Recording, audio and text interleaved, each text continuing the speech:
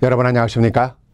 요즘 친구나 지인들과 만남보다는 통화를 통해서 대화를 나누는 경우가 더 많으실 겁니다. 안부 인사는 건강에 잘 지내느냐고 묻는 것은 당연한 인사겠지만은 이어지는 안부와 걱정 섞인 대화는 요즘 장사가 어떠냐? 오늘 우리 가게는 인건비도 안 나왔다. 이대로 가다가는 가게 문을 닫아야 할지 모르겠다. 이런 소리를 주고받는 게 일상입니다.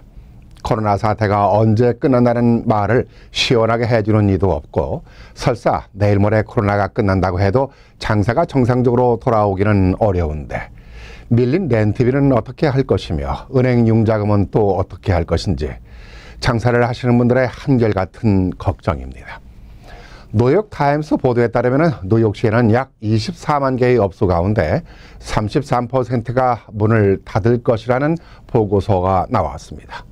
소상인들이 어느 정도 폐업을 예상을 했습니다만 무려 3분의 1이라는 업소들이 폐업을 한다는 것은 충격적인 사실입니다. 뉴욕시 24만 개 업소 가운데 한인들이 운영하는 업소가 약 8% 정도 차지하고 있기 때문에 한인들이 운영하는 업소들도 예외가 아니기에 앞으로 한인 경제에도 적지 않은 어려움이 있을 것으로 예상이 됩니다.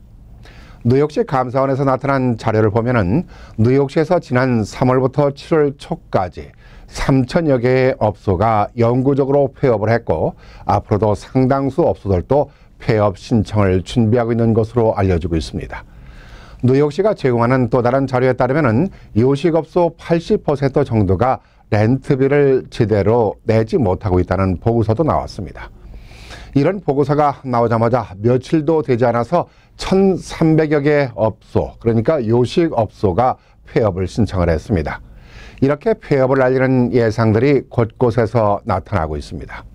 실제 이러한 현상은 어떤 자료나 통계에서도 나타나고 있지만은 앞서 주변 지인들과의 통화에서 나누고 있는 대화 내용들이 현실로 나타나고 있는 것입니다.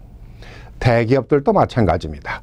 지점들이 축소 폐쇄하고 문을 닫아야 하는 현상이 나타나다 보니까 실업자들도 상당수 더 늘어날 것으로 보입니다.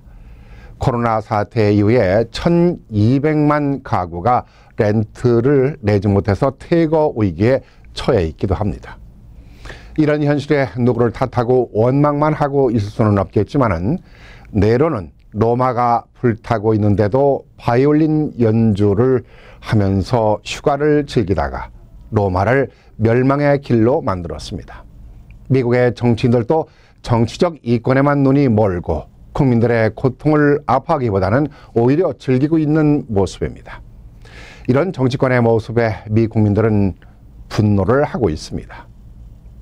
그렇다고 서민들은 이들의 정적인 노름에 분노하고 원망만 하고 있을 시간이 없습니다. 힘든 일이지만 이 위기를 어떻게 대처할 것이며 변화에는 어떻게 대응할 것인지 우리 스스로 고민하고 힘을 만드는 일밖에 없습니다. 기다리던 봄이 왔었는데 이제 여름마저 가버리고 있으니 곧 다가올 가을, 겨울을 어떻게 준비해야만 할 것인지 우리에겐 이게 중요한 일입니다. 그래도 포기하지 말고 가야만 합니다.